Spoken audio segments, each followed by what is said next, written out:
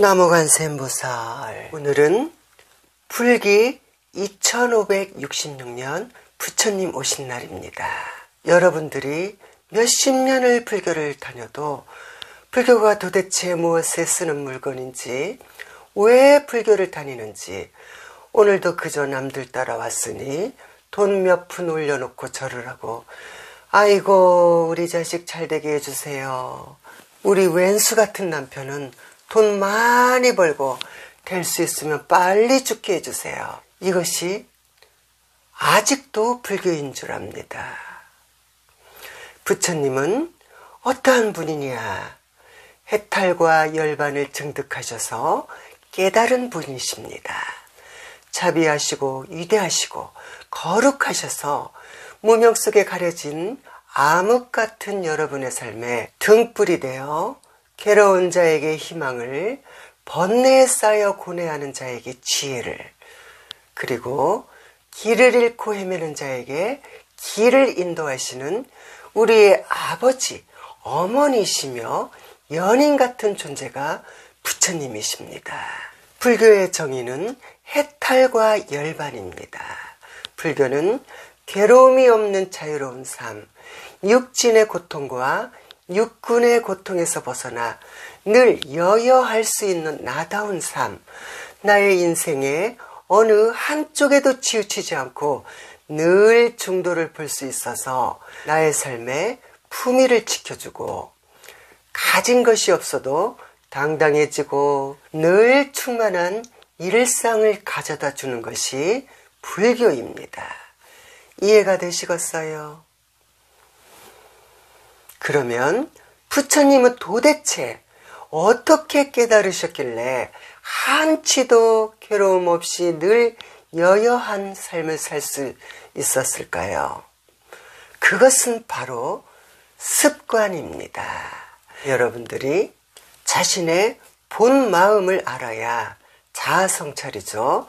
나다운 삶을 살 수 있는 것이지, 여기서 습관이란 타고난 성격을 말하는 것입니다. 성격이 팔자다라는 말 들어보셨죠? 잘못된 습관은 업보로 이어져 불교에서는 이것을 까르마라고 하고 나쁜 버릇이라고 합니다.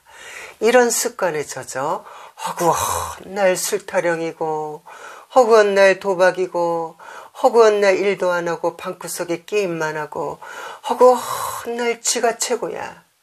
막말에 큰소리만 뻥뻥 치고, 지는 아예 양쪽 귀를 완전히 닫아버려서 대화 자체가 안 돼요.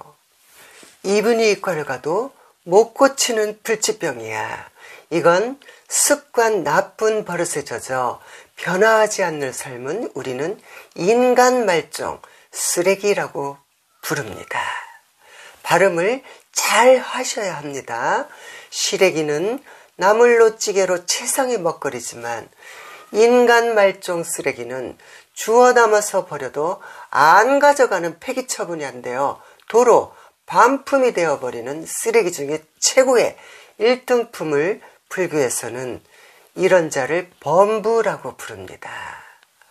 범부에서 벗어나려면, 최상품 1등 쓰레기가 안 되려면 지금 당장 나의 꼬라지가 어떠한 상태인지 시시때때로 점검을 해야겠지요.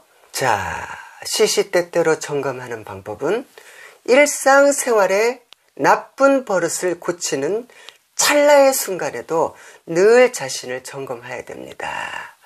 그러면 이 나쁜 습관의 버릇, 까르마를 어떻게 고쳐야 되나 한번 알아볼까요? 아직도 분별심을 잃어버려서 좌판이 우판이 한쪽 편에 서서 피를 토하듯 열을 올리고 거의 뇌출혈 폭발 직전으로 좌파 우파를 비방하는 도중에, 아, 이건 아니다. 얼른 나의 본성을 제자리로 갖다 놓고 중도를 보아야겠지요. 그리고 술 먹고 주정뱅이는요, 밖에서는 큰 소리 하나 못 치고 집에 와서 힘없는 부인과 아이들한테 온갖 트집을 잡고 밤새도록 주정을 부립니다. 입에서 풍기는 고약한 냄새에 가족들이 다 망가지는 걸 얼렁얼렁 알아차려서 아니야, 이건.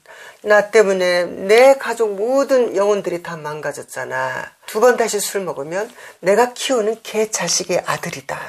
정을 세우고 수행을 정진함으로써 비로소 나쁜 버릇이 없어져 열반에 들어 깨달음의 경지에 오르는 진정한 부처가 되어야겠지요. 도박을 하는 분은요, 도박하는 도중에 얼른 알아차려서 이제는 그만할래. 얻은 것보다 잃은 게 더 많은데 왜 이러는 거야. 다시 한 번만 도박하면 내 손모가지를 아예 잘라버릴 거야. 이런 내 꼬라지를 알고 변화하는 삶을 행함으로써 범부에서 해안의 경지에 오르는 종교가 불교입니다. 순간순간 나의 마음 상태를 점검을 해서 제정신을 차리는 연습을 꾸준히 하다 보면요, 어느 순간에 본래의 청정한 나의 본래의 모습, 자명한 성품으로 컴백해버리니 타고난 성품도 고쳐집니다. 이것이 진정한 불제자 깨달으신 분입니다. 세상사 살다 보면 채울 때보다 비워야 할 때가 더 많다는 것을 알아야 합니다. 비우는 습관에서 여유가 생기고 행복이 오는 거지요. 이것을 진공묘유라고 합니다. 자는 비울수록 여유가 있듯이 어물어물하지 말고 확실하게 완전히 텅 비워버리면 텅 빈 가운데서 아상, 인상, 중생상, 수자상, 습관에서 오는 마음의 번뇌가 사라져 진공상태, 인위적으로 만들어낼 수도 없는 물질이 전혀 존재하지 않은 공간, 공한 상태에 나의 본 모습, 참나를 찾게 되니 자명한 상태로 이어져 그 안에는 모든 까르마, 업이 사라지니 습관, 버릇이 사라진 거죠. 늘 행복한 마음, 여유와 기쁨, 중도만이 남게 되어 진정한 열반에 들어 해탈을 맛보는 그렇게 존재하는 제법 실상이 바로 참다운 진공묘유입니다. 습관을 버리면 광명의 빛이 들어와 괴롭지 않는 자명한 제2의 삶을 살 수 있는 것이 불교입니다. 부처님 오신 날 연등을 밝히는 이유는요, 거룩하신 부처님의 불법을 흠모하고 부처님이 중생을 위해 서원을 세웠듯이 우리도 깨달아서 어리석은 중생을 고통에서 건져내겠다는 원을 세우기 위함입니다. 연등의 유래는요, 석가모니 부처님 당시 가난한 여인, 자신의 머리카락을 잘라서 등불을 킨 난타라는 여인이 있었습니다. 난타라는 여인이 부처님께 공양을 올린 등불은 부자들이 올린 화려한 등불보다 더 밝았다는 의미에서 비녀 1등, 빈녀, 가난한 여인, 난타 여인의 이야기입니다. 여기서 난타는 푹치고 장구치고 릴리리 니나노 이런 난타가 아닙니다. 부처님의 이복동생 이름이 난타라는 분도 있어요. 부처님 당시 기원정사는 기수국고독이라는 장자가 불사를 한 사원입니다. 부처님께서 교화 기간 중 24년을 설하신 사원이기도 하지요. 사위성 안에는 난타라는 가난한 여인 거린으로 구걸을 하며 겨우 목구멍에 풀칠만한 정도로 하루하루 생계를 유지하며 요즘 말로 노숙자인 삶인 것이죠. 이 여인 난타는 부처님을 접하고 매우 존경하며 나의 인생의 룰모델로 살아가며 희망의 등불이었습니다. 나도 부처님 전에 공양을 드리고 싶었지만 너무나 가난하여 공양을 올릴 수가 없었어요. 나는 도대체 무슨 전생을 지었길래 태어날 때부터 부모에게 버려지고 길에서 떠도는 거름뱅이 신세로 내 이 한 목숨도 겨우겨우 부지하며 살아가는 운명을 타고난 것일까. 부처님 같은 분을 만나고도 아무런 보시도 공양도 올릴 수가 없는 자신을 한탄하며 나도 무엇인가 해야겠다고 다짐하고요. 이른 아침부터 밤 늦게까지 일을 하며 돈을 모으려 했으나 모아지기가 쉽지 않았어요. 우리나라 50년 전만 해도 먹을 것이 없어 남의 집 종살이 했던 시절이 있었습니다. 이런 종살이 하는 분을 일꾼들이라고 불렀어요. 일꾼들은 땅을 가진 잘 사는 집에 대신 일해주며 돈보다는 먹을 것을 구하며 살았던 시절입니다. 요즘 세대 MZ세대에는 이런 얘기하면 이해도 못할 뿐더러 굶긴 왜 굶어? 라면 끓여 먹으면 되지 왜 지질이 고생을 해? 보릿고개 시대를 안 겪어봤으니 이해를 못합니다.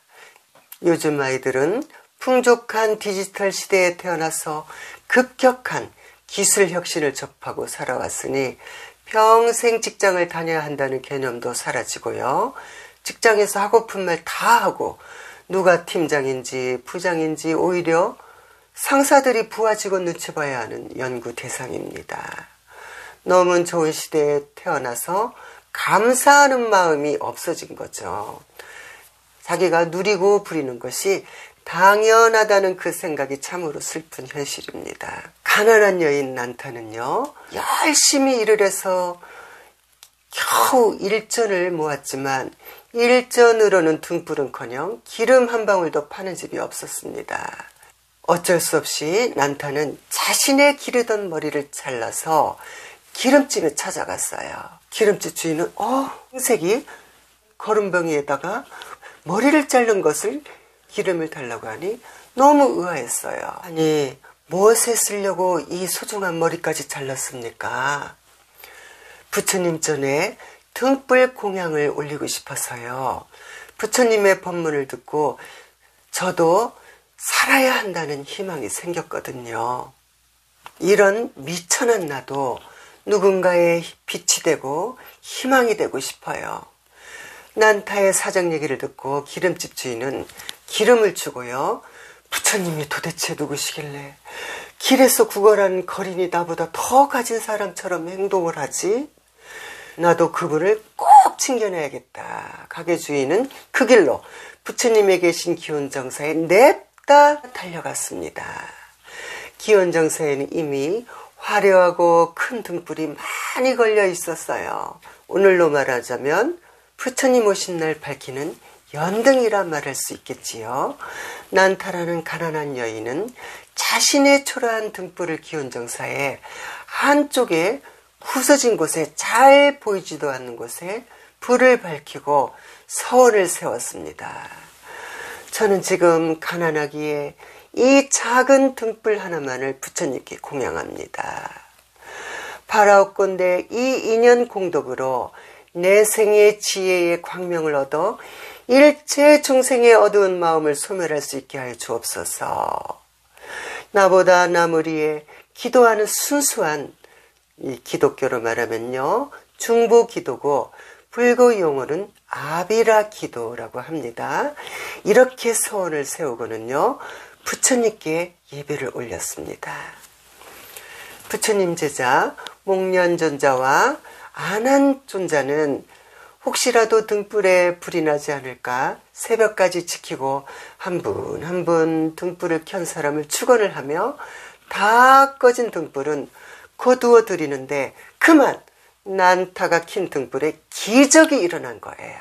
화려하고 큰 등불은 모두 기름이 닿아 꺼져버렸는데 난타가 올린 초라한 등불만이 금방 켠 등불처럼 무려 한 달이 넘게 독약청청 빛이 나고 있었습니다.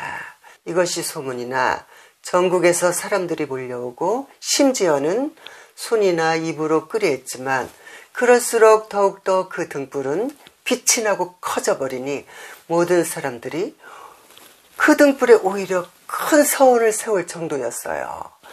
이 모습을 지켜본 부처님은 난타라는 여인을 불러 그녀에게 깨달음을 성취할 것이라는 수기를 내려주셨습니다.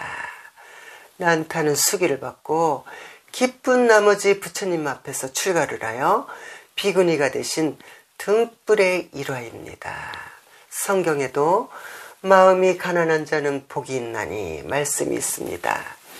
호화로운 등불은 꺼져도 가난한 여인이 올린 초라한 등불은 꺼지지 않는다.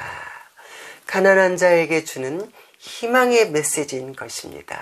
연등이란 자신을 태워 세상을 밝히는 의미를 가지고 있습니다. 자신을 불러 태운다는 것은요, 본래의 본성, 무아로 되돌아간다. 색성향 미촉법, 육진의 고통에서 벗어나 텅 비워 미세한 물질마저 없는 공을 체험했으니 자신을 철저하게 죽여가며 비워져 놨으니 거기에서 나오는 광명의 밝은 빛으로 세상을 밝게 비추어 구하는 것입니다. 자신을 태워 불을 밝히는 의미가 연등입니다. 이렇게 유래된 부처님 오신 날 연등은요, 어둡고 캄캄한 밤에 길을 잃고 헤매는 중생들의 앞길을 훤히 비춰주는 것이고요, 무명 속에 눈을 떠 깨달음을 향하는 지혜의 등불입니다. 요즘 금수저, 은수저 등 사치와 허영이 사회를 지배하고 외형이 좌지우하는 시대로 전락하며, 또한 21세기에 전장을 하며 땅 뺏기에 도전하는 어리석은 대통령도 있습니다. 이런 모든 범부 중생들에게 불법이 들어온다면 이 세상은 어둠에서 벗어나 평화가 오고 아름다운 세상이 되겠지요. 나무 관세음보살.